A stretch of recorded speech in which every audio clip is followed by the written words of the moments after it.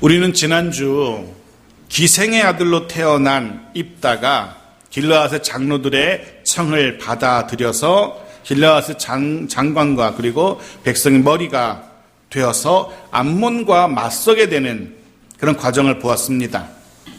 오늘 다루게 될 본문은 암몬과의 그 전쟁 그리고 그 과정에서 일어난 가슴 아픈 에피소드 하나를 다루게 될 겁니다. 그 전에 우리는 이 앞절 12절부터 28절까지의 본문은 몽땅 건너뛰었습니다. 다루지 않았습니다. 내용은 암몬과 전쟁을 치르기 전에, 전쟁을 시작하기 전에 먼저 외교로 사신을 먼저 보내서 암몬과 외교적인 방법으로 이 전쟁을 한번 모면해 보려는 입다의 모습을 담고 있습니다. 그 가운데 암몬이 이 전쟁을 시작한 이유가 기록됩니다. 사사기 11장 13절인데요. 보십시오. 같이 읽을까요? 시작. 암몬 자손의 왕이 입다의 사자들에게 대답하되 이스라엘의 애굽에서 올라올 때에 아르논에서부터 야복과 요단까지 내 땅을 점령했기 때문이니 이제 그것을 평화롭게 돌려달라 하니라. 암몬이 지금 이래서 전쟁을 시작했답니다. 원래 자기들 땅이었는데 너희들이 지금 점령하고 있는 그 땅, 우리 땅이었으니까 다시 돌려줘라. 우리는 원래 우리 땅 찾으러 왔다. 라고 전쟁을 시작한 이유를 이야기합니다. 여기에 대해서 입다는 이스라엘의 지난 역사를 거론하면서 이 암몬의 주장이 원래 너희들이 살고 있는 그 땅 내 땅이라는 암몬의 주장이 터무니없다는 사실을 논박합니다. 그 중에 첫 번째 논박하는 내용은 역사적인 내용으로서 과거 이스라엘의 애굽을 나와서 가나안으로 진격할 때 그 땅을 이스라엘이 점령한 거 맞습니다. 정복한 거 맞습니다. 그런데 그때 그 땅에는 암몬 자손이 살고 있었던 것이 아니라 아모리 족속이 살고 있었다라고 그렇게 입다가 이야기해요. 즉 이스라엘은 암몬에게서 이 땅을 빼앗은 것이 아니라 아모리 족속으로부터 빼앗았는데 왜 너희들이 그 땅을 돌려달라 하느냐라고 과거 역사를 이스라엘이 입다가 논박하고 있어요. 두 번째는 신학적인 논증으로서요. 당시 고대 근동에서는 전쟁도 신들의 전쟁이라 생각했었고요. 땅을 차지하는 것들도 신들이 주는 것이라 생각했었어요. 그런 사상이 고대 근동에는 만연해서 다 상식으로 받아들여지는 때입니다. 그 사상을 가지고 이야기해요. 즉 암몬이 돌려달라고 하는 그 땅은 실제로 너희 땅도 아니었거니와 그 땅을 주신 분도 신이 주셨는데 신께서 주셨는데 어느 누가 감히 신이 주신 땅을 받지 않겠다라고 말할 수 있겠느냐. 너희도 너희의 신이 너희에게 땅을 주신다면 너희도 당연히 신이 주신 땅이니까 감사함으로 받아야지 어디 감히 신이 주신 땅을 필요 없습니다라고 할 수 있겠느냐. 우리도 우리의 신 여호와가 이 땅을 우리에게 주셨다. 근데 왜 너희들이 이 땅을 돌려달라 하느냐라고 그런 신학적인 관점에서 이야기를 해요. 마지막 세 번째가 법적인 논증인데요. 가장 강력한 논증일 겁니다. 무슨 얘기냐면 지난 300년 동안 암몬의 왕들 중에 그 누구도 단 한 번도 이 땅 내 땅이니까 돌려달라라고 하는 왕이 없었다. 이 이야기는 과거 300년 동안 암몬의 모든 왕들이 그 땅이 합법적으로 이스라엘의 땅이라는 것을 인정한 것 아니냐. 근데 이제 와서 너희들 땅이라고 내어달라 하는 것은 터무니없는 억지다라고 너무나 정확하게 입다가 논박을 해요. 이런 입다의 논증에 암몬이 한마디도 댓글 못합니다. 다 구구절절 맞는 말이니까 한마디도 댓글 못해요. 그렇다고 해서 입다의 말을 수긍하고 돌아가는 것도 아닙니다.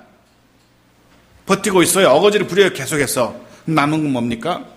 이제 그렇게 남은 건 그러면 말로 안 되면 말 그대로 파국이 있죠. 전쟁이죠. 전쟁이 시작되는 겁니다. 해서 전쟁이 시작된 겁니다. 29절 같이 읽죠. 시작. 이에 여호와의 영이 입다에게 임하시니 입다가 길르앗과 므낫세를 지나서 길르앗의 미스베에 이르고 길르앗의 미스베에서부터 암몬 자손에게로 나아갈 때 전쟁의 시작이 어떻게 시작되냐 하면 여호와의 영이 입다에게 임하는 것으로 본격적인 전쟁이 시작됩니다. 여호와의 영이 임하는 곳으로부터 전쟁이 시작돼요. 분명히 입다는 여호와의 영이 임하기를 기다렸던 것 같습니다. 여호와의 응답이, 여호와의 임재를 기다렸던 것 같습니다. 암몬 왕이 터무니없는 주장을 하면서 억지를 부린다고 해서 덮어놓고 신경질을 한다고 화난다고, 이거 말도 안 되는 소리 한다고 덮어놓고 칼을 빼들고 전쟁하지 않았다는 거죠. 여호와 하나님께서 이 전쟁을 시작하라고 말씀하실 때까지 기다렸던 것 같습니다. 여호와의 영의 응답을. 이런 자세가 참 중요합니다. 여호와께서 응답하실 때까지 기다리는 것. 내 감정이나 내 환경에 이끌려서 움직여서는 안 됩니다. 화가 난다고, 속상하다고, 환경이 그렇다고 거기에 이끌려서 움직여서는 안 됩니다. 우리의 걸음은 오직 여호와 하나님의 인도하심을 따라야만 하는 겁니다. 그렇게 여호와의 영이 임하자마자 입다가 기다렸다는 듯이 움직이기 시작합니다. 우리 29절에 쓰였던 지나다, 이르다, 나아가다라는 이 세 개의 동사가 반복되고 있는데요. 원문에는 다 같은 단어들이에요. 같은 단어를 가지고 3번 반복하고 있는 겁니다. 이 사사기의 저자는 무엇을 보여주냐 하면 여호와의 영이 임하자마자 입다가 준비했다가 기다렸다는 듯이 신속하게 지체하지 않고 서둘러서 전쟁의 자리로 암몬과 싸우기 위해서 나아갔다는 사실을 우리에게 보여주는 거예요. 암몬은 지금 기다렸다가 막 달려나길 준비를 다 하고 있다가 하나님이 여기 땅 총성을 울릴 때까지 기다렸다가 울리자마자 신속하게 뛰어나가는 모습을 우리에게 보여줍니다. 하나님의 말씀이 임한다면, 그것이 하나님의 인도하심이라면 너무 이것저것 생각하지 말아야 됩니다. 이 핑계, 저 핑계, 이런 이유, 저런 이유로 하나님께서 말씀하셨는데도, 이제 시작하라고, 이제 출발하라고 말씀하셨는데도 지체하거나 머뭇거려서는 안 됩니다. 성경이 보여주는, 그리고 기독교 역사가 보여주는 신앙의 위인들, 큰 인물들의 공통점이 무엇이냐면, 하나님께서 말씀하셨을 때 그것이 하나님의 응답이라는 확실히 들었을 때에는 지체하지 않았다는 겁니다. 머뭇거리지 않았다는 겁니다. 그것이 기독교 역사가 보여주는 신앙의 큰 인물들의 공통점이었습니다. 하나님의 말씀이 임하자마자 기다렸다는 듯이 신속하게 움직이는 것. 우리도 그럴 수 있기를 바랍니다. 그것이 하나님의 인도하심이라면, 그것이 하나님의 이끄심이라면, 그런 확신이 든다면 더 이상 머뭇거리지도 말고 더 이상 핑계하지도 말아야 됩니다. 여기까지는 일의 진행이 상당히 순조로워 보이고 상당히 좋아 보여요. 그런데 문제가 이제 생깁니다. 입다가 아무도 예상하지 못했던 갑작스러운 일을 벌려요. 30절 31절 같이 읽죠. 시작.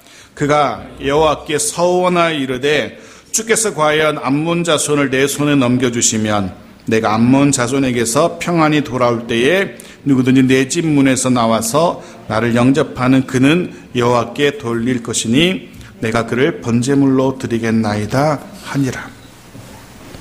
전쟁이 시작되기 직전 갑작스럽게 입다가 하나님께 서원을 드려요. 사실 서원은 받은 은혜에 감사하면서 하나님이 주신 은혜에 감사하는 까닭에 하나님께 드리는 약속이라고 할 겁니다. 받은 은혜에 대해서. 근데 승리는커녕 아직 전쟁도 시작되지 않았는데 그럼에도 불구하고 입다는 전쟁의 승리를 위해서 서원을 하고 있어요. 아마도 이 전쟁을 반드시 승리로 이끌어야 된다는 부담감이 엄청나게 컸던 것 같아요. 만일 이 전쟁에서 패하기라도 한다면 입다는 이전에 기생의 아들로서 당했던 모든 멸시와 수치와 모멸보다 더 큰 수치를, 더 큰 멸시를 당하게 될 겁니다. 이 전쟁에서 이겨야만 길르앗의 머리가 될 수 있고, 이 전쟁에서 보란듯이 이겨야만 그 전에 모든 자신이 당했던 멸시와 천대를 씻어낼 수 있잖아요. 반드시 이 전쟁을 이겨야만 돼요. 해서 그런 전쟁에서 이겨야 된다라는 부담이 너무 컸던 것 같아요. 그래서 서원이라는 무리수를 두고 있어요. 분명히 무리수입니다. 입다의 첫 번째 실수가 바로 여기 있어요. 승리에 대한 부담감 때문에, 그리고 승리에 대한 확신이 모자라서 하고 있는 서원인 겁니다. 이 서원의 대가로 승리를 달라는 거죠. 서원의 대가라. 문자 그대로 헌신의 대가를 요구하고 있는 거예요. 내가 이렇게 헌신할 테니까 그럼 당신은 나에게 승리를 주십시오라는 하나님과의 거래를 하고 있는 거죠. 이 자체도 잘못된 서원입니다. 이건 서원이 아니라 거의 거래입니다. 하나님과의 거래. 분명 말씀대로 서원은 하나님이 주신 은혜에 대한 감격과 감사로 드리는, 하나님께 드리는 약속, 섬김, 헌신, 이런 거 약속이거든요. 입다는 지금 그 서원의 형식을 빌어서 실상은 하나님과 거래를 하고 있는 거예요. 내가 뭘 드릴 테니까 하나님은 내게 반드시 승리를 주셔야 됩니다라는 거래. 조건이 무엇입니까? 거래의 내용이 무엇입니까? 승리를 주신다면 내가 번제를 드린다는 겁니다. 승리를 먼저 주십시오. 그럼 내가 번제를 드리죠. 라는 거래. 여기까지는 그래 이해한다 칩시다. 100번 양보해서 입다가 전쟁에 대한 꼭 승리해야만 한다는 부담감이 너무 커서 잘못된 서원을 드리고 있다라고 좀 봐준다고 칩시다. 여기까지는 연약한 인간이기에 그럴 수 있다라고 봐줄 수 있어요. 우리도 그럴 때 있잖아요. 하나님 막 급하면 하나님 이거 꼭 해결해 주십시오. 이것만 해결해 주시면 제가 있는 거 다 하겠습니다. 원하시는 거 다 하겠습니까? 하나님 이것만 고쳐주시면 제가 하나님 원하시는 대로 살겠습니다. 급박하면 하나님께 그렇게 거래하잖아요. 인간이 연약하니까 그럴 수 있다고 칩시다. 문제는 번제를 약속했는데 무엇을 번제물로 약속했냐는 거죠. 승리하고 돌아올 때 집에서 처음 나와서 영접하는 그 사람을 번제로 드린다라고 그렇게 약속하고 있어요. 승리하고 집에 올 때 집에서 나를 환영하는 그 사람을 번제로 드리겠습니다라고 그 사람을 번제로 드리겠다라고 입다가 하나님께 약속하고 있는 거예요. 아마 입다는 그렇게 생각했을 거예요. 종들 중에 여종이나 남종 중에 종들 중에 한 사람이 나와서 자기를 영접할 거라고 생각했던 것 같아요. 늘상 그래 왔었던 것처럼. 왜 집에 늘상 먼저 가면 가장 먼저 반기는 사람이 정해져 있잖아요. 저희 집은 이제 강아지가 제일 먼저 반기는데 정해져 있어요. 입다의 집은 입다가 돌아올 때 가장 먼저 반기는 종이 있었을 겁니다. 입다의 머릿속엔 그를 생각하고 있었어요. 그것도 역시 잘못된 겁니다. 사실은 사람을 불태워서 산채로 죽여서 산 사람이 죽은 사람이 아니고 산 사람을 죽여서 내장을 꺼내고 번제로 드린다는 건 하나님이 싫어하시는 일이거든요. 너무나 많지만 한 곳만 보죠. 신명기 12장 31절 같이 읽죠. 시작. 내 하나님 여호와께는 내가 그와 같이 행하지 못할 것이라. 그들은 여호와께서 꺼리시며 가증 여기시는 일을 그들의 신들에게 행하여 심지어 자기들의 자녀를 불살라 그들의 신들에게 드렸느니라. 그래요. 당시 이방 이스라엘을 제외한 모든 이방 나라들은요 사람을 제물로 드리기도 했었어요. 신을 섬기면서 그 신이 원하신다면 자기의 아들 딸조차도 아까워하지 않고 신에게 제물을 드렸어요. 하지만 하나님은 그런 인신 제물, 사람 제물을 가증히 여기신다라고 분명히 얘기해요. 하나님이 꺼리시는 일이고 하나님이 그와 같이 하지 말라라고 분명히 단언하고 계셔요. 그런데 입다가 이런 사실을 몰랐을 리가 없어요. 좀 전에 말씀드린 것처럼 입다가 암몬을 향해서 외교적인 논박을 할 때 이스라엘 역사를 꿰고 있는 것을 우리가 볼 수 있거든요. 하나님의 율법에 대해서 하나님의 말씀에 대해서 입다는 다 알고 있었어요. 당연히 하나님이 사람 재물을 가증히 여기신다는 것 알고 있었을 겁니다. 그런데도 그 사람 재물을 약속하고 있어요. 말씀드린 것처럼 어느 종들 중에 하나라고 생각했을 겁니다. 왜 그런데 이런 터무니없는 성원을 드렸을까? 왜 사람 재물 하나님이 싫어하시다는 알면서 했을까? 입다에게서 아쉬운 점이 두 번째가 바로 여기입니다. 입다는 이스라엘 땅에서 자라지 않았어요. 어릴 때 쫓겨났잖아요. 그래서 이방 땅에 가서 그가 어린 시절과 청년기를 그가 지내게 되었습니다. 거기서 이방 땅에 살면서 그 이방의 문화를 받아들이게 된 겁니다. 익숙해지게 된 겁니다. 말씀드린 것처럼 이스라엘 제외한 사방 모든 이방 민족들은 사람 제물을 드리는 것 아무렇지도 않게 드렸어요. 성경에는 실제로 그렇게 자신의 아들을 불태워 죽이는 그런 장면들을 많이 기록하고 이방인들이 그렇게 하는 것을 보여주고 있어요. 입다는 그런 모습을 보면서 자랐기 때문에 거기서 별 문제의식을 발견하지 못한 겁니다. 늘상 그냥 사람 제물 드리는 것 그 보면서 자랐기 때문에 별 문제의식을 못 느꼈어요. 제가 그런 겁니다. 제가 예를 들어보면 이제 주중에 이제 주로 손님이 오거나 하지 않고서는 집에서 교회에서 밥을 먹거든요. 교회에서 이제 밥 데우거나 국이나 찌개를 이렇게 데워서 먹어요. 이 공간이 이제 밀폐되어 있기 때문에 국이나 찌개를 데우면 금방 그 냄새가 쫙 이 안에 가득 찰 거 아니에요. 근데 저는 몰라요. 제가 뭐 김치찌개를 끓여서 먹는다 싶으면 김치찌개 끓여 먹고 그냥 그러려 할 텐데 들어온 사람들은, 밖에서 들어온 사람들은 점심 메뉴가 뭐였는지 금방 알아맞혀요. 냄새가 금방 여기 다 배어 있으니까. 하지만 그 속에서 그 찌개를 먹고 했던 저는 전혀 모르죠.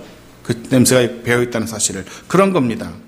입다는 이방의 타락한 문화 속에서 자라나면서 그 속에 살아가면서 자신도 모르는 사이에 그 문화에 익숙해져 버린 거예요. 그 문화에 동화되어 버린 겁니다. 거기서 아무런 문제를 발견하지 못하게 된 겁니다. 그래서 이런 말도 되지 않는 사람 번제를 서원하고 있어요.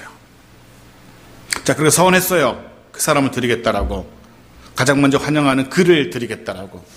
가장 좋은 이상적인 건 그가 뭐 강아지거나 뭐 이런 돼지거나 이런 게 튀어나와서 환영하면 제일 좋을 텐데 일이 어떻게 전개되는지 보십시오. 32절입니다. 같이 읽죠. 시작. 이에 입다가 암몬 자손에게 이르러 그들과 싸우더니 여호와께서 그들을 그의 손에 넘겨주시매. 사실은 암몬의 군사력과 비교할 때 이스라엘의 군사력은 아주 적은 미미한 수준이었어요. 말 그대로 정면 대결에서 이스라엘이 이길 확률은 거의 불가능했습니다. 그럼에도 불구하고 이스라엘이 이겼어요. 하나님께서 승리하게 하신 거거든요. 하나님의 은혜였습니다. 하나님의 은혜로 이길 가능성이 거의 없었던 입다가 암몬과의 전쟁에서 이긴 겁니다. 하지만 이 승리는 하나님의 은혜로 여겨지기보다는 서원의 대가로 여겨져요. 서원한 것 때문에 하나님이 승리를 주신 것처럼. 입다의 서원이 잘못된 이유 중에 하나가 바로 여기 있습니다. 하나님의 일방적인 은혜를 값싼 거래의 대가로 평가절하시키게 된 거죠. 하나님이 은혜를 주신 승리를 입다가 거래를 통해서 따낸 것처럼 돼버렸잖아요. 이런 의미에서도 입다의 서원은 잘못된 서원이었어요. 분명 하나님의 은혜는 일방적으로 주어지는 은혜입니다. 그 사람의 어떠함이나 그 사람의 조건 상관은 전혀 없습니다. 사람의 조건이나 그 사람의 열심이나 그 사람의 헌신의 정도와도 무관합니다. 만일 사람의 조건이나 잘난 사람에게만, 똑똑한 사람에게나, 혹은 그 사람의 열심이나 헌신, 열심내는 사람에게만 은혜를 주신다면, 그러면 우리 중에 그 누구도 구원의 은혜를 받을 사람들은 없을 겁니다. 하나님의 기준에 못 미치기 때문에. 하나님의 은혜는 사모하는 자에게 주시는, 거저 주시는 은혜입니다. 그런데 입다가 이런 말도 되지 않는 서원을 드렸고 하나님은 그 소원대로, 입다의 소원대로 승리하게 하셨어요. 진짜 문제가 이제 발생합니다. 34절 같이 읽죠. 시작. 입다가 미스바에 있는 자기 집에 이를 때에 보라, 그의 딸이 소굴을 잡고 춤추며 나와서 영접하니 이는 그의 무남 동료라. 누가 나왔습니까? 입다를 영접하러 누가 나왔어요? 성경은 그렇게 말하죠. 보라 그의 딸이라고, 보라라고 탄식하고 있어요. 성경 기자도 탄식하고 있어요. 누가 입다의 서원에 따라 번제물로 드려지게 된 거예요? 그의 무남 동료, 하나밖에 없는, 아들도 없고 딸만 달랑 하나 있는 그 딸.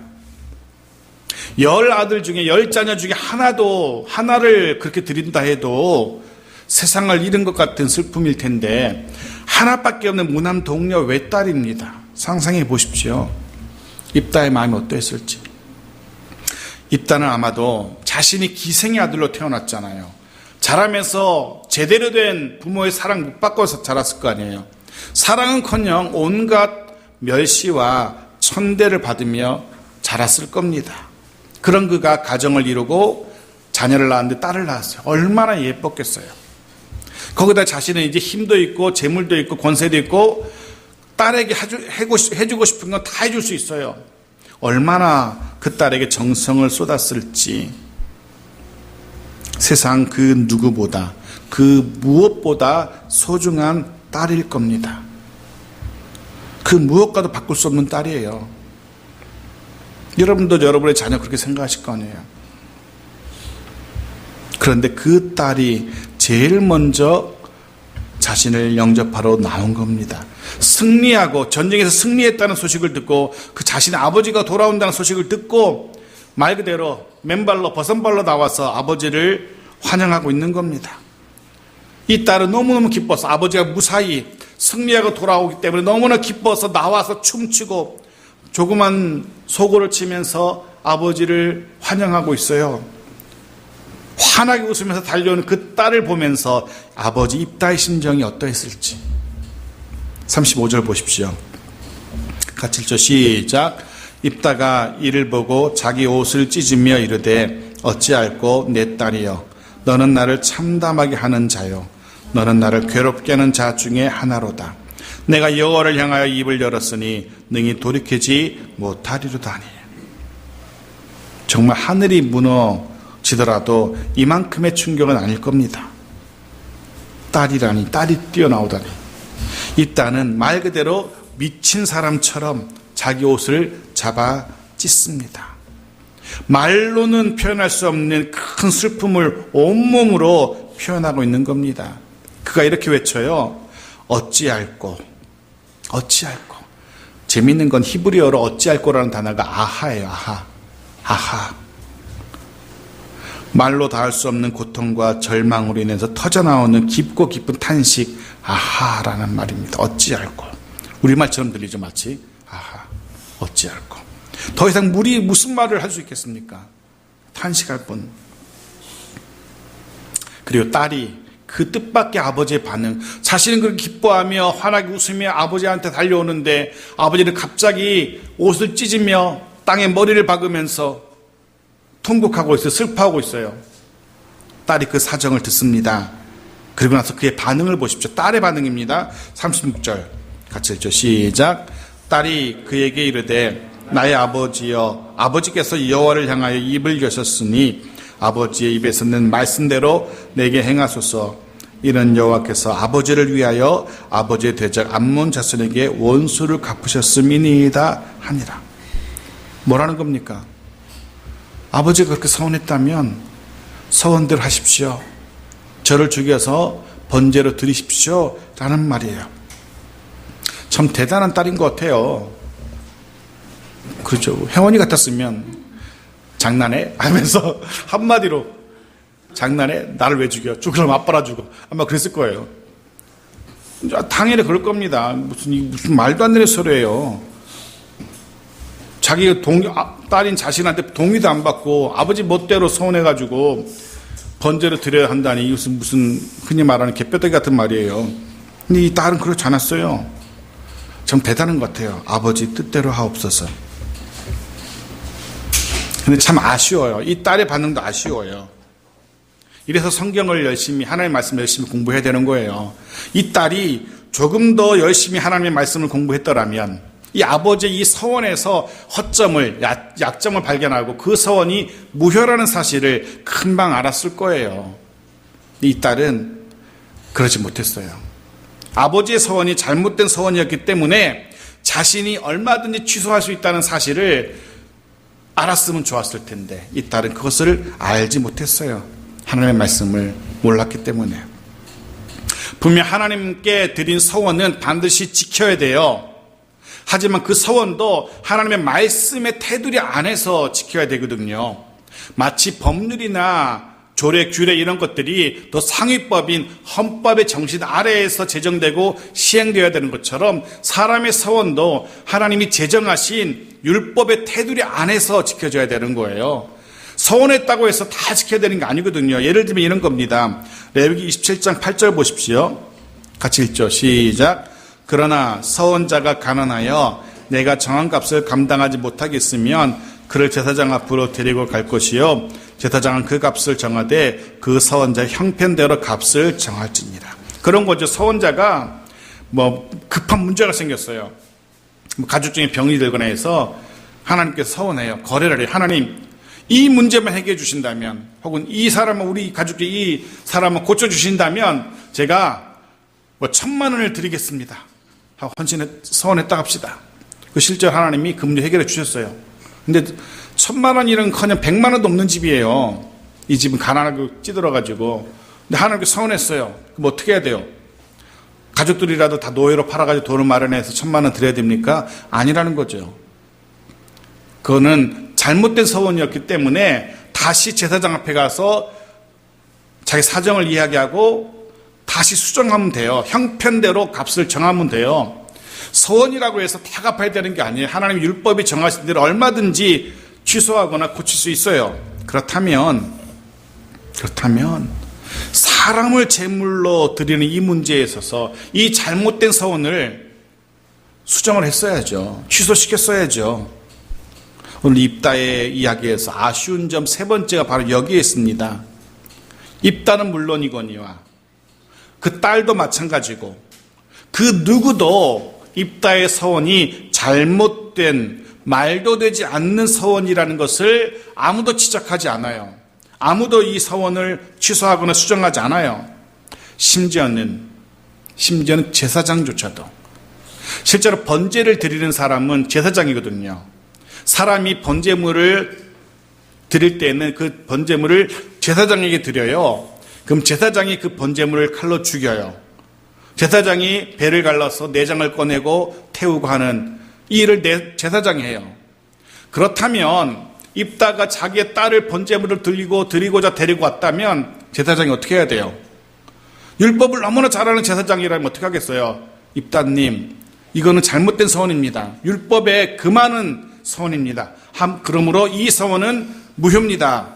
라고 해야만 하는데 성경 그 어디에도 심지어 제사장조차도 입다의 서원을 취소시켰다라는, 바로잡았다는 기록이 없어요. 무엇을 짐작할 수 있습니까? 입다도, 백성의 장로들도, 심지어는 제사장도 아무도 하나님의 말씀에 주의하지 않던 시대였다는 겁니다.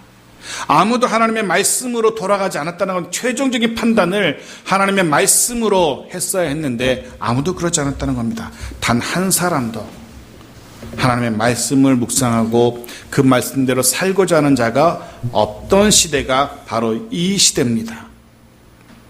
나중에 또 보겠지만 사사기 후반부에 이 사사시대에 일어났던 가슴 아픈 일들을 또 이야기해요. 오늘 이 이야기는 자기의 딸을 제물로 드리는 그거는 아무것도 아닌 것처럼 더 심각한, 더 말도 되지 않는, 상상도 할 수 없는 일들이 이 시대에 일어났음을 이후에 우리가 보게 될 거예요. 그런 일이 다른 것도 아니라 하나님의 백성 공동체, 이스라엘 공동체 속에서 일어났던 시대가 사사시대예요.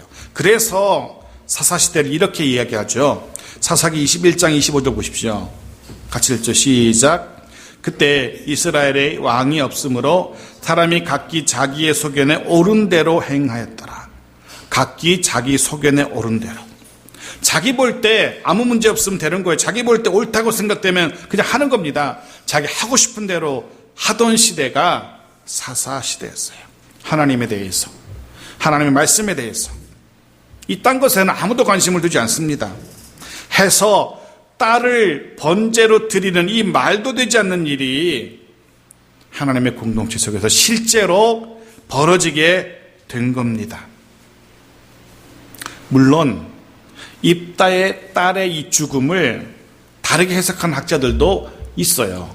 사실은 제가 중고등학교 때 교회 다니면서 들었던 설교는 입다를 진짜로 죽여서 번제로 드린 것이 아니라라고 저는 설교를 들으면서 자랐었어요. 근데 제가 이제 성경을 더 깊이 묵상하고 원문도 이렇게 보고 하면서 본문을 묵상하다 보니까 실제로 죽인 게 맞아요. 실제로 번제로 드렸어요. 물론 다른 해석하는 학자들도 지금도 있어요. 소수지만 진짜로 번제로 드린 게 아니라 시집을 보내지 않고 제사장에게 성전에 보내서 평생 거기서 늙어 죽도록, 성전에서 일하다가 늙어 죽도록 했다라고 해석하시는 분들도 있어요. 뭐 그런 근거도 있긴 있어요. 본문 37절부터 보면은요, 마지막 40절까지 해서 실제로 입다의 딸의 죽음을 다루는 이 본문에서 죽음이라는 단어를 사용하지는 않아요. 죽음이라고 보지 않아요. 37절 보십시오. 예를 들면 30절 같이 읽죠. 시작. 또 그의 아버지에게 이르되 이 일만 내게 허락하사 나를 2달만 버려두소서. 내가 내 여자친구들과 산에 가서 나의 처녀로 죽음을 인하여 애곡하겠나이다 하니, 여기 처녀로 죽음, 원문에는 죽음이라는 게 없어요. 그냥 처녀로 인하여 애곡하겠나이다 이렇게 돼 있어요. 원문에는 죽음이라는 단어가 없고. 뭐 어떻게 해석하냐면, 그래서 시집가지 않고 평생 홀로 늙어 죽게 된 것, 그것을 슬퍼했다라는 그런 해석도 있어요. 뭐 그것도 일리가 있긴 있어요. 사실 무남 동료 외딸이 시집을 가지 않고 자녀를 낳지 않아요. 그러면 그 가문, 입다의 가문은 어떻게 되는 겁니까? 사라지는 거예요. 자녀를 낳아야만 입다의 가문이 이렇게 이어지는데, 입다의 기업도 이어지는데, 이 딸이 시집가지 못하고 그럼 대가 끊기는 거거든요. 그 입다의 가정으로서는 죽음과 같은 일이죠. 그것만 해도 대단하다. 자신의 가문이 끊어짐에도 불구하고 그 딸을 성전에 드렸다, 성전에 일하도록 헌신했다 하는 것 대단하다. 실제로 히브리서 11장도 입다는 그의 믿음을 칭찬하거든요. 그래서 실제 죽인 게 아니라, 번제로 불태워 죽인 게 아니라 시집가지 못하겠다라고 해석해요. 또 39절 보십시오. 39절 같이 읽죠. 시작. 2달 만에 그의 아버지에게로 돌아온지라 그는 자기가 서원한 대로 딸에게 행하니 딸이 남자를 알지 못하였더라. 이것이 이스라엘의 관습이 되어. 아버지는 서원대로 했어요. 그런데 딸은 어떻게 됐다고요? 남자를 알지 못하였더라. 이렇게 되는 걸로 끝나요. 실제로 불태워 죽였다로 끝나는 게 아니라 남자를 알지 못하는 것으로 끝나고 있어요. 그래서 실제 번제물로 드린 게 아니라 성전에 들여서 평생 헌신하겠다라고 해석하는 이들도 있긴 하지만, 사사기 모든 맥락으로 볼 때, 또 오늘 본문의 정신으로 볼 때, 이따가 자기 딸을 실제로 번제로 드렸다고 보는 것이 더 합리적인 해석일 겁니다. 말씀드린 것처럼 그 시대가 그런 시대였거든요. 그 시대가 그렇게 말도 되지 않는 일들을 아무렇지도 않게 행하던 시대였거든요. 지금의 관점으로 어떻게 그럴 수 있어? 그래서 그럴 수 없다라고 판단해서 안 되는 거죠. 그 시대는 그런 일을 했던 시대이기 때문에. 심지어는 자기의 죽은 아내를 토막토막 내서 온 지파로 보내기로 했던 그런 일들도 벌였던 시대가 그 시대거든요. 그러니 자기 아내도 토막내는데 자기 딸 번제드리는 거 못할 리가 없는 겁니다. 그런 시대입니다. 하나님의 말씀, 하나님에 대해서 신경 쓰지 않던 시대. 말씀 정리합니다. 오늘 우리는 잘못된 입다의 서원과 그로 인한 한 가정의 불행한 이야기를 다룹니다. 그 속에서 우리가 기억해야 될 것은, 하나님을 떠난 삶이, 하나님의 말씀을 모르는 삶이 얼마나 심하게 망가질 수 있는지 우리는 보게 됩니다. 하나님의 말씀이 아니라 자신들의 생각과 자신의 뜻을 따른 삶이 얼마나 잘못될 수 있는지 우리는 보게 됩니다. 바라기는, 우리는 우리의 가정과 우리의 공동체는 결코 하나님에게서 멀어져서는 안 됩니다. 하나님의 인도하심에 따라 하루하루 살아가는 우리 모두가 되기를 바랍니다. 세상의 문화가, 세상의 방식이 우리 안을 들어와서 파고들어서 우리의 삶을 좌우하도록 그렇게 내버려 두지 마십시오. 우리는 오직 하나님의 말씀의 빛 안에 머물며 그 말씀의 울타리 안에서 살아갈 수 있길 바랍니다. 하나님의 인도하심을 따라서, 하나님의 말씀을 따라서 한 걸음 한 걸음 믿음으로 살아가는 우리 모두가 되어지기를 주의 이름으로 축원합니다. 아멘.